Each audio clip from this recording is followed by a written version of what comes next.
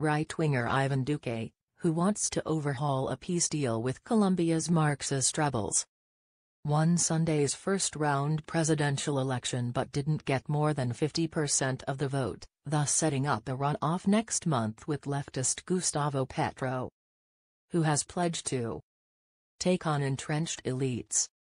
The first election since the peace accord was signed in 2016 with the Revolutionary Armed Forces of Colombia, FARC, now heads for a June 17 runoff to select the successor to President Juan Manuel Santos, who won the Nobel Peace Prize for ending the 5-decade-old conflict.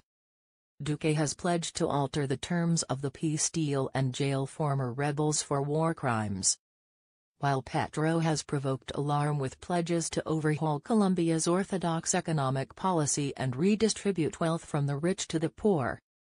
With almost 98% of polling stations reporting, Duque led with 39% of the vote, as expected, while Petro was a distant second with 25.08%. Center-left mathematician Sergio Fajardo came a close third, with 23.8%, making him a potential kingmaker for the second-round vote. Campaigning in the traditionally conservative nation has been marked by acrimonious accusations that rival candidates will collapse the economy with socialist policies, force the nation back to the battlefield or bust the budget by overspending. The election coincides with a migration crisis from neighboring socialist-run Venezuela. Colombia is appealing for international support to cope with hundreds of thousands of Venezuelans streaming across the border to flee shortages of food and rising crime as their nation's economy implodes. "We are witnessing the most important elections in Colombia for many years," said Alejandro Echeverri, a 20-year-old law student. "For the first time in history, there are candidates offering alternatives, and that has generated a very tense environment, one polarized by two candidates." Business-friendly Duque, handpicked by hardline former President Álvaro Uribe, who is seen as the power behind his campaign, has promised to cut corporate taxes and support oil and mining projects, as well as impose tougher punishments for former FARC fighters. "I want to govern for all," Duque said after voting. "I want to govern without a rearview mirror, looking forward for the future of our country." Under the terms of the deal, thousands of rebels demobilized and the group is now a political party.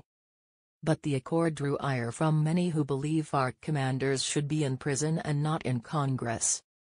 Some areas abandoned by the FARC have suffered an increase in fighting between criminal gangs and remaining guerrilla group the National Liberation Army, ELN, over valuable illegal mining and drug trafficking territories. Colombia's production of coca, the raw material for cocaine, has risen sharply, stirring concern in Washington.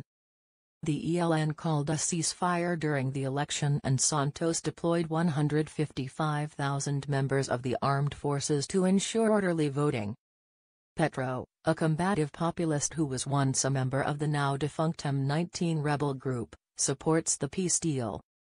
But some of his economic policies spook investors and have prompted rivals to compare him to former Venezuelan President Hugo Chavez. "I'm so fed up that what happened in Venezuela could happen here," said Leonardo Coronado, a 41-year-old engineer, as he voted for Duque in the capital. "We don't want our country destroyed like our neighbors has been." Petro has promised to take power away from political and social elites he says have stymied progress and to carry out a complete economic overhaul. His pledges to end extractive industries and shift the focus of state-run oil company Ecopetrol to renewable energy have dismayed business leaders. Oil and coal are Colombia's top exports. Petro voters are excited by the possibility the right-wing status quo could be overhauled and a leftist president installed for the first time in history. "He's the most important option for the middle class and the poor people who have been excluded," said José Ramón Lamos, a 75-year-old university lecturer after voting in downtown Bogotá. Polls suggest the end of the FARC conflict has shifted voters' priorities to inequality and corruption from security issues, opening the door to the left for the first time. These elections may realign the political axis to a more ideological right versus left, said Francisco Miranda, a political consultant. It would be the first time in the history of Colombia that an openly leftist leader, a socialist, may get through to the second round.